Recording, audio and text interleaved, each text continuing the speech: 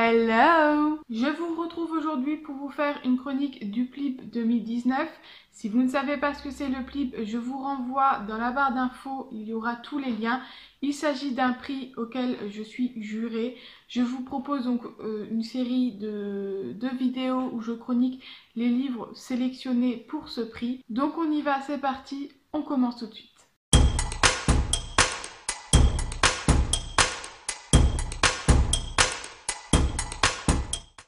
Qui me donnait tellement envie, bien que je l'ai acheté avant même qu'il soit parmi les sélectionnés. Il s'agit de 10 jours avant la fin du monde de Manon Fargeton aux éditions Gallimard Jeunesse. Alors outre cette très belle couverture, on est d'accord, je la trouve juste sublime. Le résumé me donnait très envie également.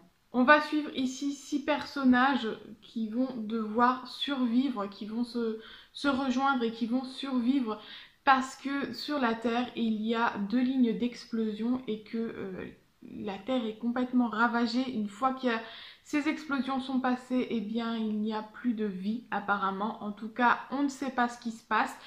Mais du coup, on retrouve 6 personnages qui essaient de survivre et ils ont 10 jours avant que les explosions n'arrivent chez eux. Ce livre est composé de 5 parties différentes et donc je vais essayer un petit peu de vous donner mon avis de chaque partie et sans spoil, c'est mieux en général. Donc c'est parti. Dans la première partie, on va surtout suivre, découvrir chaque personnage que l'on va suivre par la suite. Et donc pour ça, l'auteur choisit de donner différents points de vue à chaque chapitre. Alors pour ma part, ma petite crainte à ce moment-là, c'était que je n'arrive pas à me retrouver parmi les différents personnages, qu'on les présente un petit peu trop rapidement, tous en même temps, que les différents points de vue m'embrouillent comme c'est souvent le cas. Et l'auteur a super bien, a vraiment très bien travaillé. Alors je ne sais pas si c'est le fait que ce soit en papier ou quoi, mais vraiment j'ai réussi à suivre, à me souvenir dès le départ qui est qui, et je ne me suis à aucun moment questionnée sur quel point de vue on était. Du coup, je trouve que c'était très bien cette première partie pour travailler un petit peu les personnages et savoir, eh bien, voilà, pour rencontrer et découvrir chacun d'eux et comprendre un petit peu l'histoire dans laquelle ils sont, la situation dans laquelle ils sont au moment jour J, j'allais dire, à J-10 avant la fin du monde. Donc cette première partie, je l'ai trouvée très utile et très bien faite. Néanmoins, je me suis dit, on est d'accord, ok, première partie, on découvre les personnages, on est bon, on a compris. Maintenant, bien, j'attendais un petit peu d'action pour la suite. Et finalement, dans cette deuxième partie, eh bien, on continue à suivre une partie du groupe qui commence à se former parce que dans la première partie, on est... Les personnages sont plus ou moins un petit peu chacun dans leur coin, ou en tout cas par couple, etc.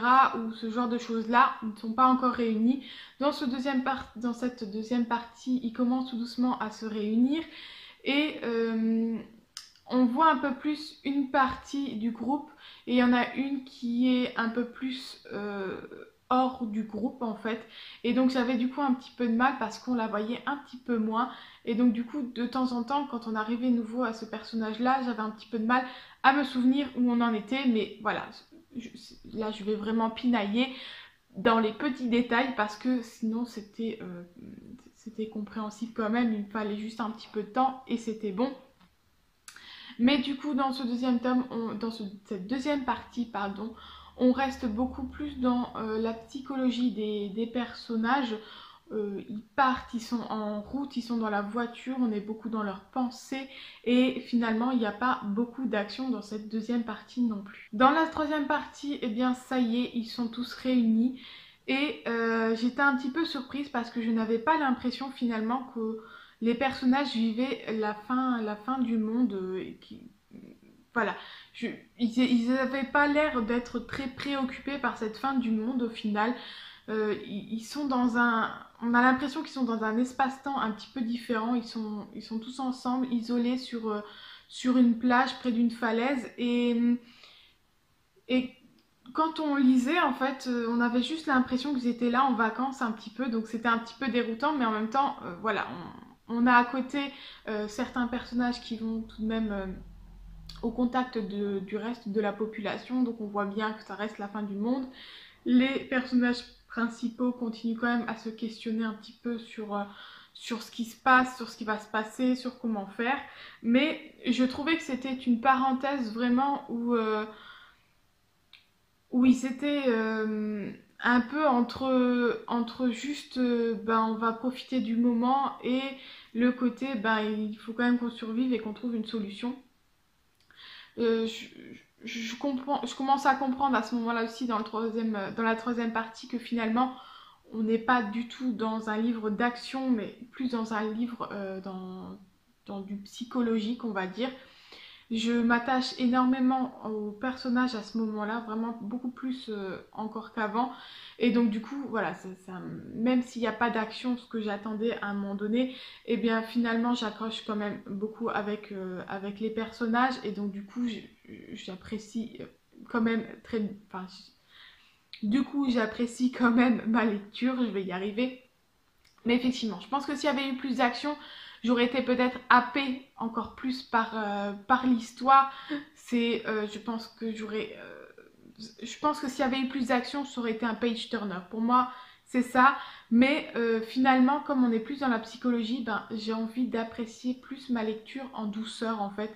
Et j'ai pas forcément envie de tourner les pages pour savoir ce qui se passe. Non, j'ai juste envie à ce moment-là de suivre simplement le fil de l'histoire et de savoir, de continuer à vivre avec eux cette expérience entre guillemets. La quatrième partie, je l'ai trouvée un petit peu redondante et voilà, c'est la partie où je me suis un petit peu ennuyée, on va dire, où j'ai trouvé que c'était un petit peu bof parce que finalement je trouvais qu'il apportait pas énormément. Alors bien sûr, il y a toujours des éléments qui étaient importants et intéressants, mais je trouvais que c'était par rapport aux trois autres où dans chaque partie, je trouvais vraiment qu'il y avait des étapes qui passaient. La quatrième partie, j'ai trouvé que les étapes étaient peut-être un petit peu trop lentes ou qu'il n'y en avait pas assez pour passer à la suite. Et du coup, la cinquième partie, c'est la fin. On va savoir ce qui se passe, s'ils vont survivre ou pas. Et donc, je l'ai trouvé à la hauteur du reste du livre, c'est-à-dire qu'on est beaucoup plus dans la psychologie de chaque personnage, de comment ils vivent ça eux, et pas forcément dans une action de soit survivre, soit de trouver comment faire. Voilà, on est plus dans la psychologie que dans l'action. Du coup, est tout à fait logique et normal, je trouve, à ce moment-là. Après, la fin en elle-même, je la trouvais un petit peu trop ouverte à mon goût. Alors, j'en ai fait une story sur mon Instagram. Si vous ne me suivez pas encore sur Instagram, j'essaye de me lancer dans les stories. Donc, pareil, dans la barre d'infos, vous avez le lien pour mon Instagram. Et donc j'ai fait une petite story en disant bon bah voilà je l'ai fini et je trouve que cette fin est un petit peu trop ouverte pour moi. Et donc l'autrice, l'autrice, je bloque toujours sur ce mot, je ne saurais jamais choisir je crois. L'autrice m'a répondu que je devais relire un petit peu les derniers chapitres et donc c'est ce que j'ai fait. Je ne vous dirai pas ce qu'elle m'a dit en plus parce que je ne voudrais pas vous spoiler. Voilà, mais effectivement, ça m'a donné quelques réponses en plus avec l'indice qu'elle m'a donné. Néanmoins, j'ai trouvé que ça manquait tout de même d'un petit quelque chose. On sait s'ils vont survivre ou pas, ok, on est d'accord. Mais au-delà de ça, moi, je me questionnais énormément sur ben, pourquoi ces explosions, d'où elles viennent et pourquoi elles sont là. Euh, Comment les personnages finalement vont survivre à ça ou pas. Ceux qui vont vivre, est-ce que s'ils survivent, eh bien, est-ce qu'ils vont... comment va se passer la suite pour eux, ceux qui sont morts ou pas. Bref, voilà, j'avais encore énormément de questions et j'aurais aimé peut-être un chapitre de plus, un épilogue, je sais pas, 10 ans après, comment ça s'est passé, qui, quoi, où, comment. Voilà, je me suis posé encore beaucoup d'autres questions qui peut-être n'étaient pas le but, mais pour ma part, il me manquait un petit quelque chose et je trouvais que les personnages auxquels je m'étais vraiment beaucoup attachée, eh bien, je trouvais qu'on les laissait un peu de manière un peu trop brute. Voilà, pour moi, j'ai pas réussi à leur dire au revoir en fait, tout simplement. voilà, je n'étais pas sereine face à tout ça et j'aurais aimé avoir quelques réponses de plus tout simplement.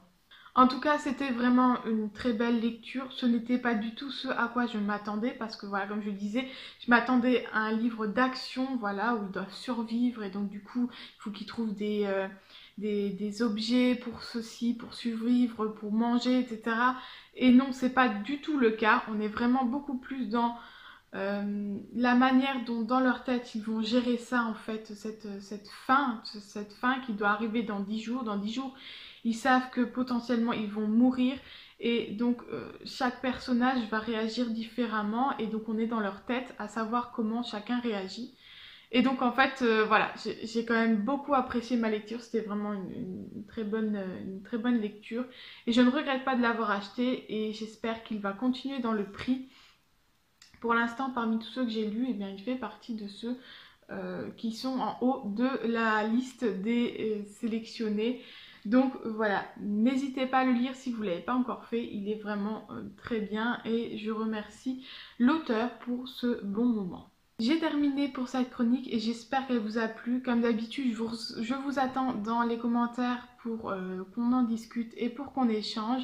N'hésitez pas à vous abonner à ma chaîne si ce n'est pas encore fait et à cliquer sur la petite cloche pour ne pas oublier les notifications. Je publie une fois par semaine, donc tous les mercredis matins, vous avez une nouvelle vidéo sur ma chaîne. N'hésitez pas également à mettre un petit pouce bleu pour me faire plaisir et je vous retrouve la semaine prochaine. En attendant, je vous souhaite de bonnes lectures. Bye!